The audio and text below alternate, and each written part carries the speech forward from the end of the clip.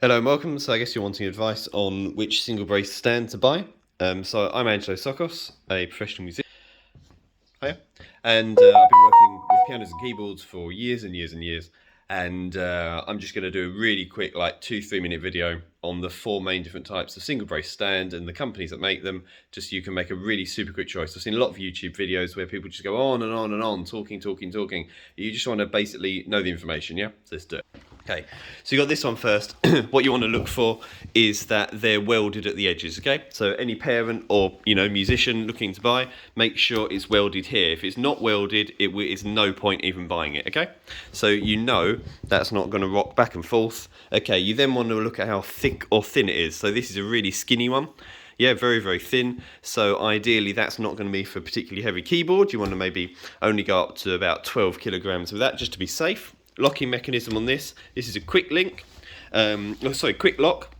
Very, very famous brand, Quick Lock. Make decent ones.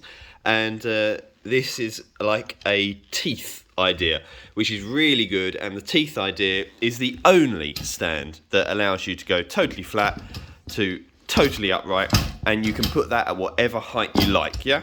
So if you're in the market for a thin, kind of very, very light, easy stand, that's one that's good. Don't forget, you're looking for the welded edges. Yeah, if it's not welded, don't bother. Okay, so here is a Pro L. Pro L make a lot of stands. This is deliberately one of their more cheap ones. So this does not have welded edges. This one is screwed in, okay? And this is what happens. And you can see, look at this from above, yeah? Look at that. Those legs are just bending like mad. Look at that. Would you put your keyboard on that? Nah, bin the stand. Okay, so the locking mechanism, it's still the teeth idea, but it's more convenient. You pull this out and you can release it totally flat and totally upright, yeah? And you can lock that as you want. So for a kid, this is actually way more convenient. So if you've got a super light keyboard that you don't mind smashing and breaking to the floor, you might want to get one like this. The alternate is get a Pro L with that middle and pay a little bit more and get the upgraded welded edges, yeah? So that's that one done. Okay, on to the big daddy of the stands. So this is not welded edges, right? Check this. But this company have actually done the sensible thing. They've inserted this so that when you use the Allen key to tighten it, in this case it's got a screw. Normally they're Allen keys. So when you screw this up, it actually makes a pretty solid connection. Now even this one will start bending, yeah? So again, I wouldn't actually put my keyboard on this, but they've gone a step in the right direction. So if you've got a particularly light keyboard, say maybe under about 5 kilograms, yeah, you probably could get away with using this and not run the risk. This is just a disaster zone, this other one. Right, now, this one has absolutely the best mechanism in the middle by far. So if you're a gigging musician, you probably want something like this. So it's a pull mechanism, which allows you to slot it in to either of these. However, this is the patented version where the stand does not need to then be uncollapsed in the center. Okay, so what that means is normally you pull that out, you put your stand in place so it's ready for a keyboard, and then when you come to finishing the gig or you practice, you pull this out and you do it all again, right? This one, the most amazing mechanism, it actually folds up whilst you've already set your position. So you can put one position when you buy the stand that you like, and then you can fold it down and up every time. So for gigging, I literally can walk into a gig, put that flat, yeah? Now I don't actually trust a keyboard on this, but I use it for a little bit of sound equipment, so that it does have its use, yeah? So that's that one. And the final one, the strongest of the single brace stands. This is Quick Lock Systems again. Yeah, really, really good brand, these. This is welded, really, really thick. When you try and move this back and forth, I'm putting all my weight on that, and that is not bending whatsoever at all. So we're in, that's good stuff. I'd probably go up to at least 15 kilograms with this for sure. With single brace, don't go too much, over 12 or 15, get a double brace just to be safe, yeah? And this has a pull system in the middle. Now this one cannot go up and down. Yeah, so Quick Locks, once you've opened them like this, they're fixed. It doesn't collapse like that, but pretty good.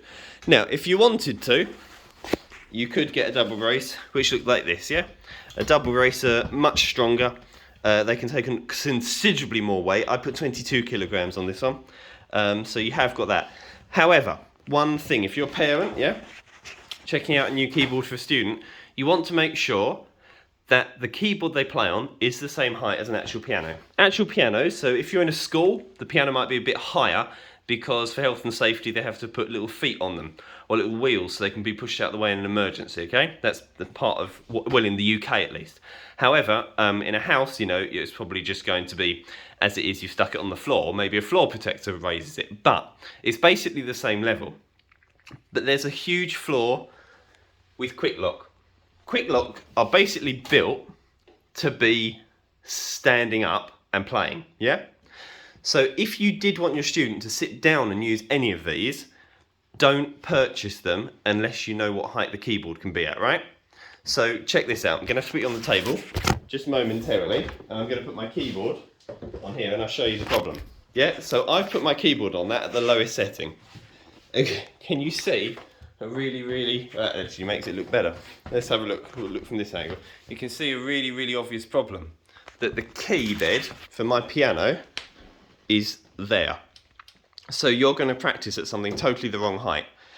So although this red Quick Lock stand, and I'm just using Quick Lock because that's the one I own, you know, you can get loads of companies that make it, but you need to check the height, and don't forget, when you check the height, include how fat the keyboard is until you get to the keys, right?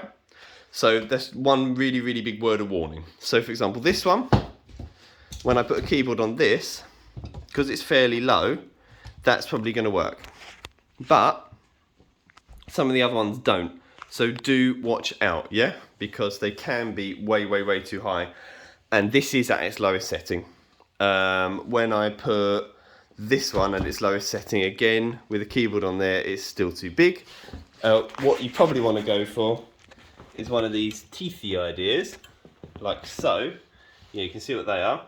And then you can adjust the setting. In an ideal world, you have this kind of, this is stronger. Yeah, this is a much safer kind of version of it. But you do need to look about and be super sure. So as I said, this is my favourite one though. This is brilliant system because you can just pop it up, pop it down. So what you really want is this system with welds here, pretty thick. It needs to be a little bit of weight to the stand for it to be decent. And then what you need is to make sure that it's at the right height, so that that's low enough to sit at. If you'd like to stand, again, make sure, because with this you're limited, right? Make sure there's enough options that you can put that high enough for what you want. Okay, well thanks for looking. And this is all about just single brace stands. If you have any questions, let me know. I use stands daily, single brace, double brace, and ones that are specifically built to put very weighty pianos on. So let me know in the comments and I will endeavour to help you out ASAP. Okay, thanks for watching and I hope to see you again soon.